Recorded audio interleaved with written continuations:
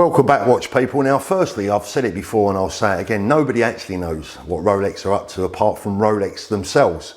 But over the last few days, I've had quite a lot of contact with sources that I trust implicitly, really good sources that are about as close to being inside Rolex as you can get without actually being a fly on the wall.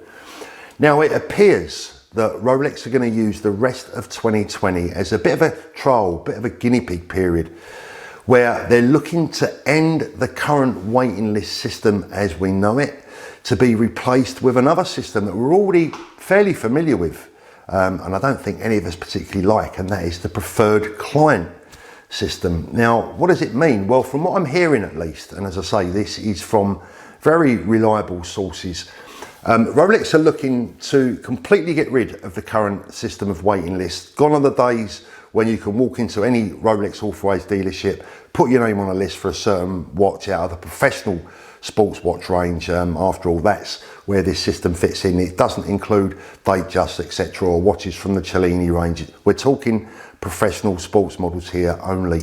Now, the big news is it looks like, from what I'm hearing, that Rolex may even be introducing a system that will take into consideration your geographical location to your nearest authorised dealership. In other words, if you live 200 miles away from an authorised dealership, you will not be able to be a preferred client at that store simply because you couldn't possibly be shopping there regularly enough. And all this to me kind of smacks to and goes back to a video that I made some time ago, and it smacks a little bit of Rolex again, going down what I believe has been their plan for some time, going down the Patek Philippe route. And we all know that this is going to be a difficult process, and I think Rolex themselves know that this is going to be a difficult process. Hence, the preferred client system has been coming more to the fore, hasn't it, over the last few months, more than ever before perhaps, where we're hearing the term preferred client or preferred customer a lot more than we did, say, just a year ago, or even much more so than a couple of years ago, or going back even further.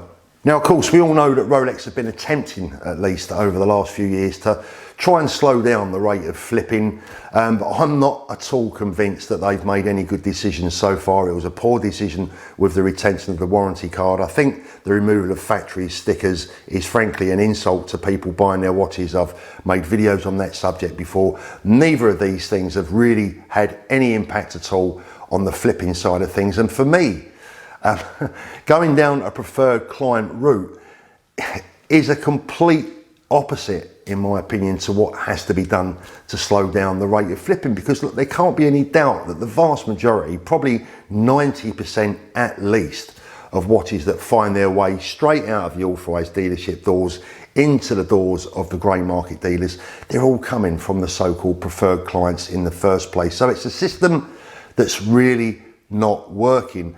Where it does work, it certainly works for the Rolex authorised dealerships, because, you know, let's be straight, let's be clear about this. What does preferred client mean? Well, preferred client simply means how much money are you going to spend with us before we give you the chance to buy a Rolex watch from the professional sports range. That's the bottom line. So guys, all I can say is that from my tried and trusted sources and people that I really do feel do have some genuine information, Rolex are now looking to apply even more filters before you can buy a watch from their professional sports watch range. I think they're going to find it difficult. I think getting rid of the old waiting list system, I certainly think it needs a revamp. It certainly needs rethinking, but I'm not convinced that getting rid of the waiting list system per se and period is a good idea, and it's certainly not a good idea to be replacing it with a preferred client list. I think Rolex are going to lose potentially a lot of people from their fan base because they're just going to feel more and more disconnected with the brand. And as I've said, from what I hear, they're going to use the rest of 2020 to roll out the preferred client list even more. You're going to be hearing this term even more when you enter authorised dealership stores, and it looks like it's going to be rolled out in 2021. Guys, let me know what you think. Thanks for watching. We'll speak again soon.